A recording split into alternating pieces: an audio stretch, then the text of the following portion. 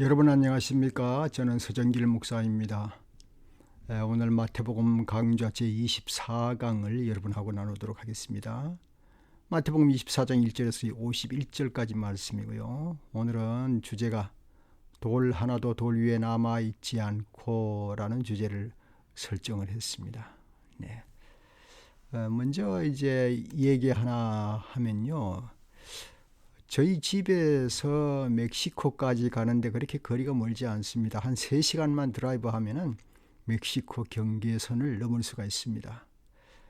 그래서 몇 년 전에는 그 선교하러 그쪽 지역에 몇 번 가기도 했습니다만 요즘은 잘 가지를 못합니다. 그 이유는 멕시코 현지 치안 상황이 매우 좋지 않습니다. 그래서 선교만 못하는 게 아니고 또 낚시 좋아하시는 분들이 낚시하러도 못 간다고 합니다. 미국 분들이 이제 멕시코로 낚시를 하러 많이 가는가 봐요. 그런데 그런 분들도 못 가는 그런 상황이 됐습니다. 멕시코 치안 상황이 사실은 뭐 하루 이틀 사이는 아닙니다. 오래전부터 그렇지만 요즘 부쩍 더 좋지 않은 상황이 됐습니다. 특별히 이제 그 주체가 되는 게 이제 마약 상인들, 마약을 다루는 사람들의 그 권한이 상당히 강해졌습니다. 전에보다가. 그래서 이 정부나 경찰이 그들을 단속할 기능을 못 미치게 되는 그런 상황이 되어버린 것 같아요. 그래서 치안 상황은 상당히 더 악화되었다. 그런 얘기가 지금 들리고 있습니다. 멕시코 정부도 상당히 노력을 많이 하죠. 노력을 하지만 멕시코 사법 체계가 상당히 약해서 그래서 어떤 그 독립성, 사법 체계 독립성이 거의 전무한 상태, 약한 상태 그렇게 이제 보고 있습니다. 지금 현재 이제 멕시코의 한 1분, 분당 한 20건의 범죄가 전국적으로 발생을 하는데요. 그 범죄 발생한 것 중에서 20개가 발생하면요. 3건은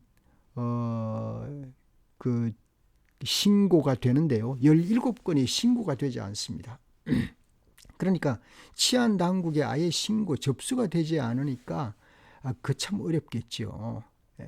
그리고 신고를 어느 기관에 했든지 간에 그들을 처벌하는 것이 거의 없다고 합니다. 대부분 처벌받지 않는다고 합니다.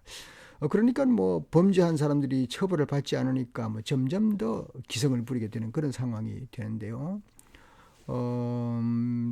사실 그 범죄한 사람들이 처벌받지 않는다면은 결국 이제 그 처벌받지 않는 사람들이 더 범죄를 더 많이 저지르게 되는 건 기정사실이 아니겠습니까? 그래서 처벌을 하거나 재판을 한다고 해도 92%가 판사의 부재 속에서 판사가 없는 가운데서 처벌한다고 합니다. 그러니까 재판한다고 하는 거죠. 그러면 어떤 상황인지 우리가 짐작할 수가 있습니다. 그런데 이게 이제 오늘날 현재 상황이지만 그 멕시코의 지금 현재 일어나고 있는 어려운 상황이 어디서부터 발단되었는가 하는 것을 우리가 좀 이렇게 생각해 볼 수가 있어야 됩니다. 그래서 아무래도 정치인들은 많이 고민을 하겠죠. 어디부터 발단되었는가 좀 생각을 해볼 필요가 있다 하는 것으로 저는 이제 퀘스천을 던지면서 그 다음 단계로 넘어가겠습니다.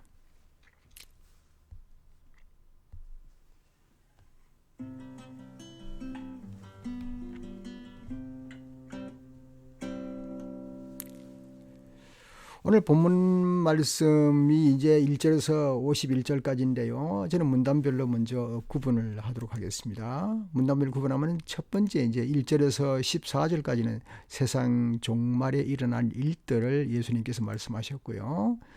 15절에서 28절까지는 마지막 큰 환난에 대해서 말씀하셨습니다. 그리고 29절에서 31절까지는 그리스도의 재림의 징조를 말씀하셨습니다. 그 다음에 32절에서 36절까지는 이제 그리스도의 재림 시기에 대해서 말씀하셨고요. 그리고 37절에서 42절까지는 재림을 맞는 그 태도, 그런 태도를 말씀을 했고요. 뭐 그렇게 볼 수가 있죠.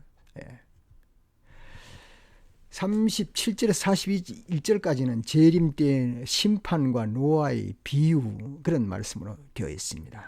자, 그럼 오늘 제가 여러분하고 확대경으로 볼 수 있는 말씀은요, 이 말씀입니다. 예수께서 성전에서 나와서 걸어가시는데 제자들이 다가와서 성전 건물을 그에게 가르쳐 보았다. 예수께서 그들에게 말씀하셨다. 너희는 이 모든 것을 보고 있지 않느냐? 내가 진정으로 너희에게 말한다. 여기에 돌 하나도 돌 위에 남지 않고 다 무너질 것이다. 먼저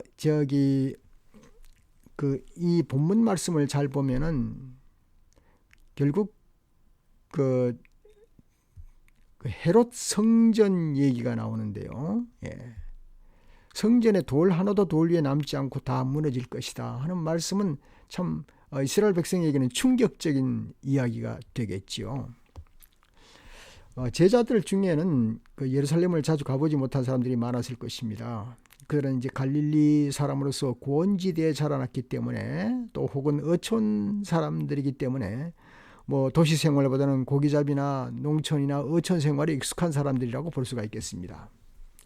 제가 자랄 때도 이제 그 3학년 때 어떤 학생 하나가 그 서울에 다녀왔어요. 그러니까 뭐 서울 구경했던 걸 공부 시간에 막 늘어놓으니까 선생님이 또 신기해서 또 얘기를 계속 하라 그랬고, 그래서 뭐 공부는 안 하고 그 시간에 그냥 한 시간은 그냥 서울 얘기만 들었습니다. 그만큼 이제 시골 사람한테는 서울 얘기가 상당히 흥미가 있는 것이죠.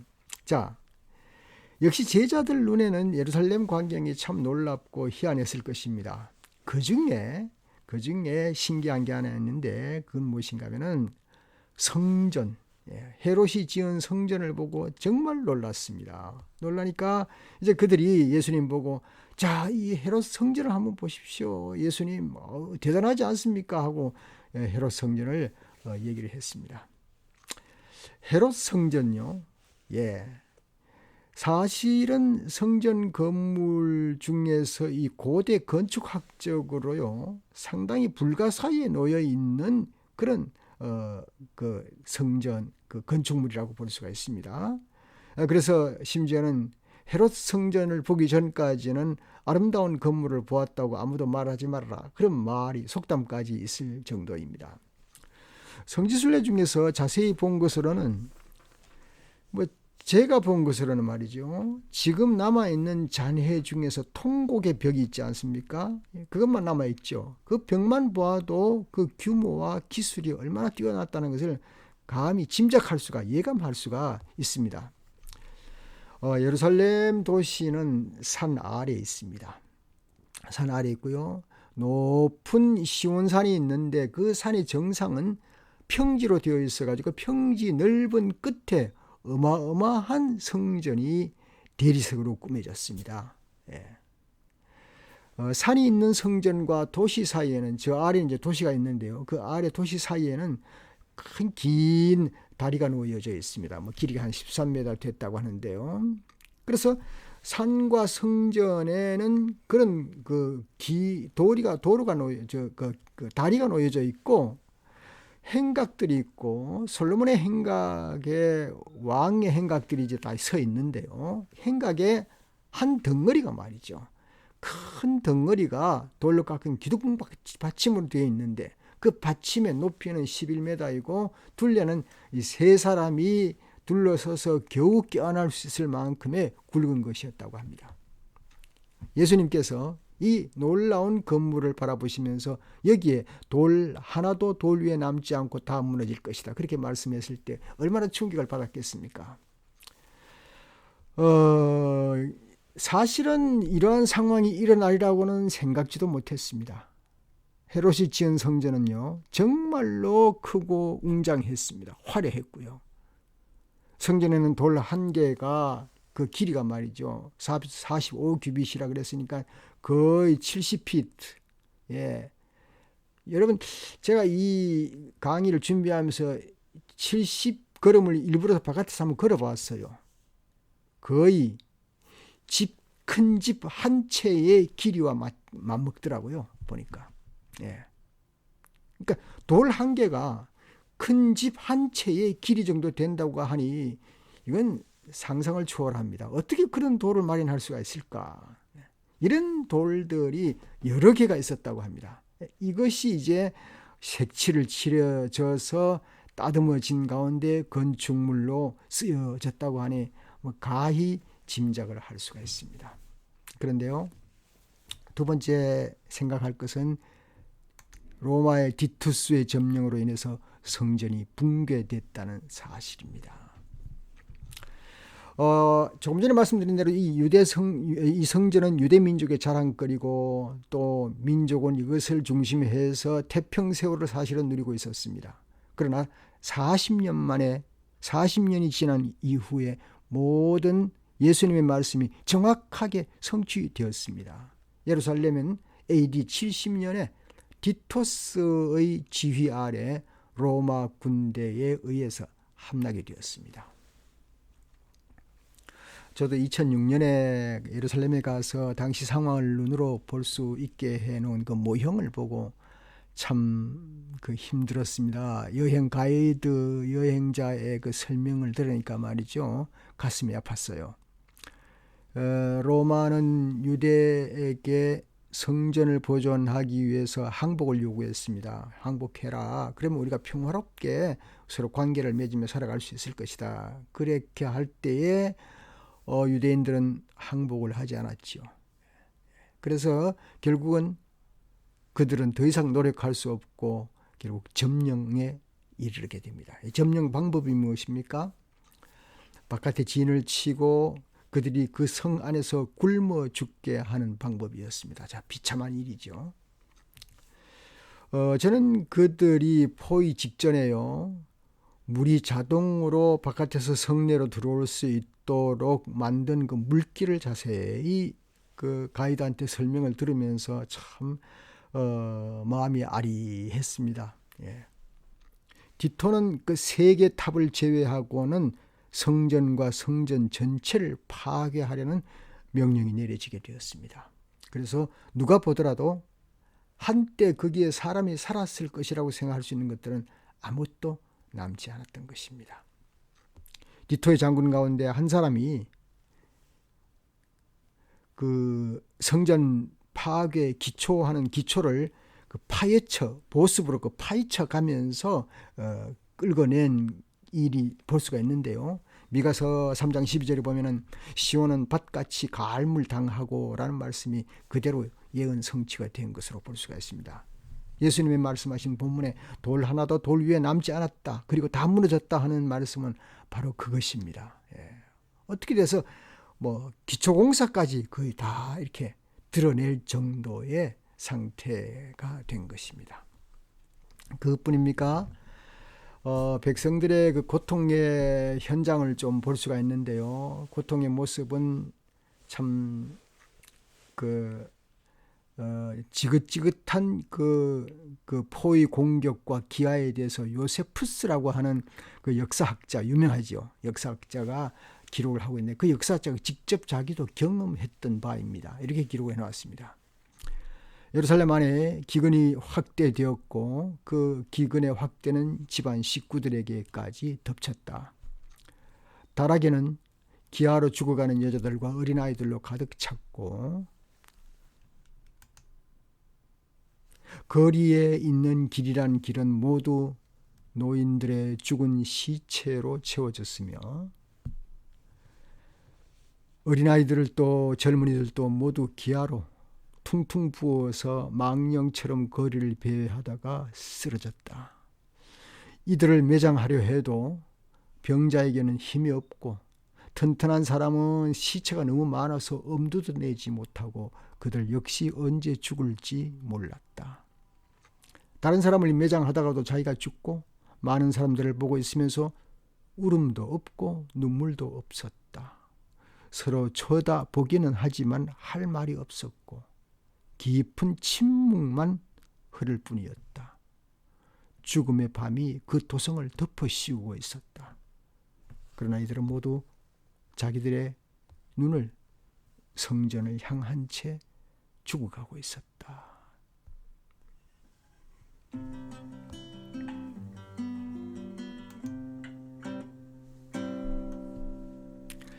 이제 예수님께서 이제 예언을 하신 얘기를 좀 의미 깊게 한번 살펴보고 마치려고 합니다. 오늘 본문의 마태복음 24장 1절 2절을 보면은 예수님은 예언자로 선포하셨습니다. 예수님은 힘을 의지하는 정치에 가는 길이란 멸망밖에 최후의 길이 없다.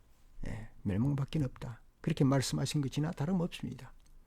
유대인들이 종교는 저들이 가졌을지 몰라도 지켰을지 몰라도 점점 더 하나님이 원하지 않는 쪽으로 자기들의 고귀한 믿음을 잃어가게 된 것입니다. 그것이 주님 보시기에 안타까웠던 것이죠.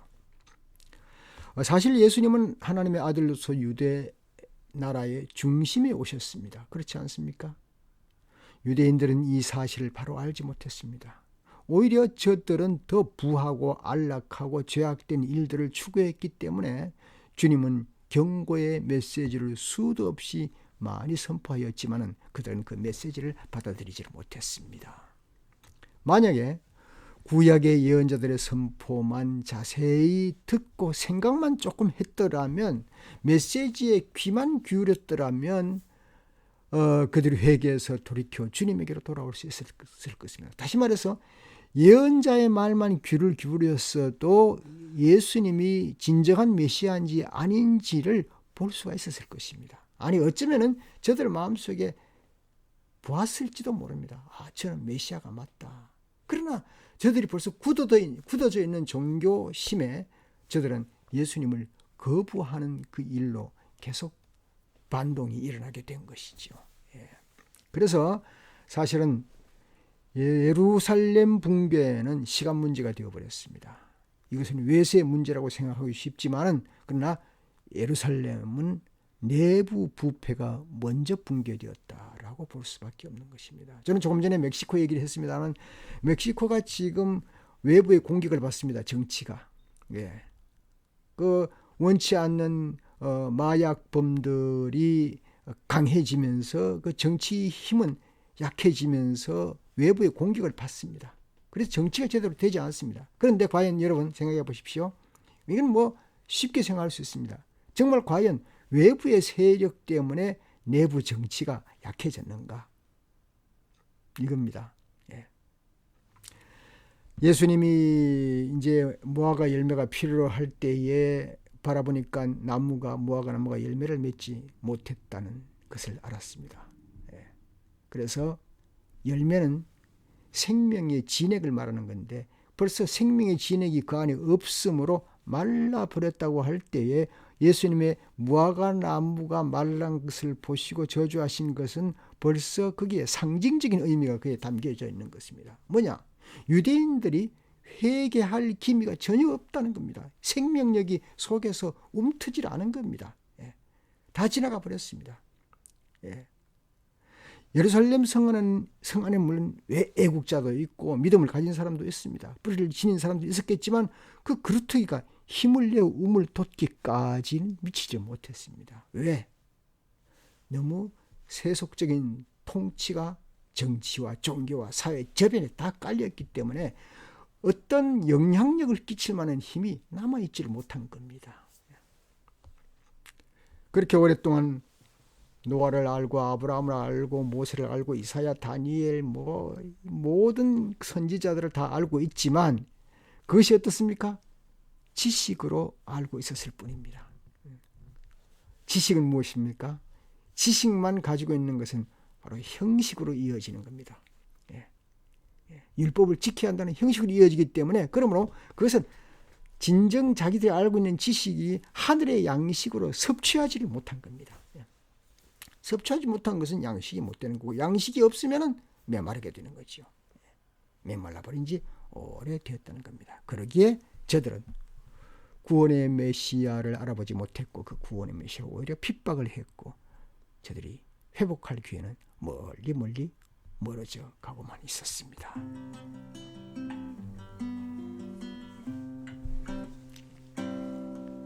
예. 운전 교육을 받은 사람들이요, 일반적으로 처음에 운전 교육을 받을 때에 이제 부분적으로 받죠. 이제 도로 규칙, 도로법을 배우고, 그다음 신호를 주는 법 배우고, 핸들 조작을 배우고, 그다음 좁은 꼬부랑길을 가는 것을 배우고 말이죠. 저도 처음 운전면허 딸 때 좁은 꼬부랑길을 백을 해서 가라고 그러더라고요. 아이고, 꼬부랑길을 어떻게 백을 하게 합니까? 그러나 그걸 잘 습득해서 그래서 합격을 하게 됐죠. 그런데 이렇게 하나 주의 깊게 운전 교육을 받을 때는 파트별로 탁탁탁탁 나누어 가지고 그래서 합격을 하고, 어떤 부분이 못하면 또 다시 시험 쳐서 합격을 하고 이래야 됩니다. 그런데 여러분, 운전자가 운전을 할 때에 그 규칙들을 다 생각합니까? 다 생각하는 게 아니라 오히려 머릿속에 종합적으로 다 그걸 이제 뭐라고 표현하는가 하면은 한국에서요, 융합이라고 표현하더군요. 다 적절하게 융합되어서 목적지를 성취하면, 예컨대 내가 여기서 뭐 시애틀로 간다. 그럼 목적지 성취했지 않습니까? 시애틀 간다 그러면 그냥 시애틀 목적을 딱 정해놓고 운전대 차 안에 딱 그리고 몇 가지 준비해서 딱 싣고 출발하면은, 그러면은 뭐 신호등 지키는 것이나 좁은 길을 가는 방법이나 뭐 이런 것들은 벌써 몸에 배어 있기 때문에 자연스럽게 일일이 다 기억하지 않아도 쭉 가서 목적지에 도착을 하게 되는 겁니다. 여러분, 저와 여러분이 신앙생활을 할 때 말이죠, 뭐 처음에 문답을 배우고, 그 다음에는 예수님의 탄생부터 시작해서 예수의 죽으심, 부활, 재림, 또 신앙생활의 방법, 또 말씀을 들을 때 어떻게 한다, 뭐 이런 여러 가지 법, 그런 것들을 배우면서 우리는 점점 신앙의 어떤 그 융합된 각가지 신앙생활, 기독교라고 하는 그 융합된 것들이 종합돼서 내 속에 들어있어서 종말이라고 하는 쪽을 향해서 우리는 원든 원치 않든 지금 달려가고 있는 중입니다.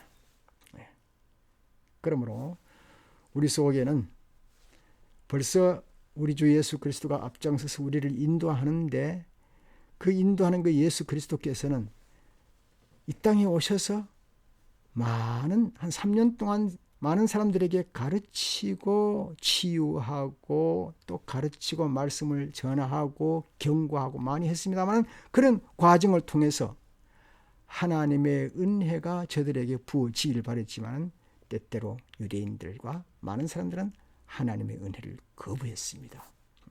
그러다가 40년 이후에 예루살렘이 무너진 것처럼 우리는 우리 속에 있는 믿음의 여러 가지 기독교 신앙, 예수를 믿는 신앙이 여러 가지가 우리 속에 있을 때에 이것이 잘 융합되어서 종말을 향해서 우리는 점차로 나아가서 우리는 종말을 맞이하게 될 것입니다. 그 종말은 개인적인 종말이 있고 예수 그리스도의 재림의 종말이 있습니다. 어떻든 맞이하면서 우리는 영화롭게 영광의 나라에 이르게 될 것입니다. 감사합니다.